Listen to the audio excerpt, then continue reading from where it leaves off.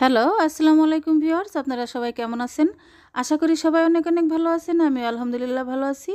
আপনাদেরকে আজকে দেখাতে যাচ্ছি পেঁপে দিয়ে নসি মাছের ঝোলের রেসিপি। প্রথমে আমি মাছের মধ্যে নুন দিয়ে দিলাম। নুন দিয়ে হলুদের গুঁড়ো দিয়ে দিচ্ছি। হলুদের গুঁড়ো দিয়ে মাখিয়ে নেব।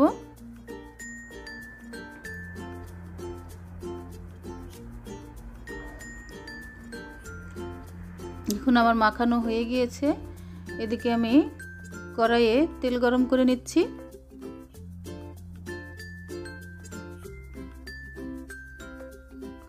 এখন আমি মাছগুলো গরম তেলের মধ্যে একটা একটা করে ছেড়ে দিচ্ছি।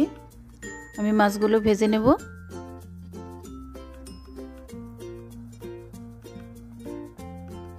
আমার এক পাশ ভাজা হয়ে গেছে, আমি উল্টিয়ে দিচ্ছি।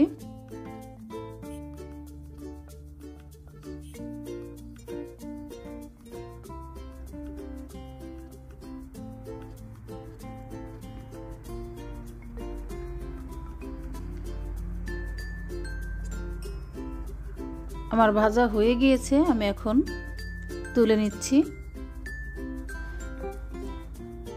আমি এই গরম তেলের মধ্যেই ওই তেলের মধ্যেই আমি পেঁয়াজ কুচি দিয়ে দিচ্ছি। পেঁয়াজটাকে লাল করে ভেজে নিয়েছি। এখন এর মধ্যে দিয়ে দিচ্ছি একটু আদা বাটা, রসুন বাটা,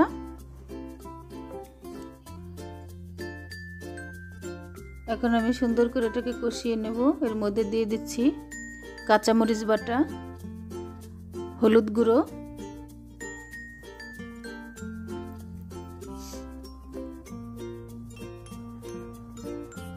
এখন অল্প একটু পানি দিয়ে দিয়েছি এর মধ্যে।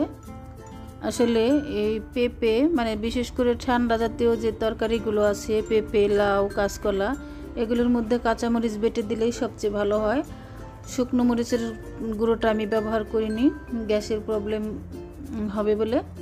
তো এর মধ্যে আমি জিরে গুঁড়ো দিয়ে দিয়েছি।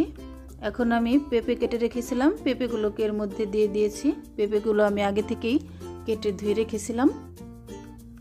আর অল্প পরিমাণে একটু পানি দিয়ে আমি নেড়েচেড়ে মিশিয়ে দিয়ে ঢাকনা দিয়ে ঢেকে দিয়েছি। বলক উঠে গিয়েছে, আমি ঢাকনাটা খুলে আবার একটু নেড়েচেড়ে দিচ্ছি।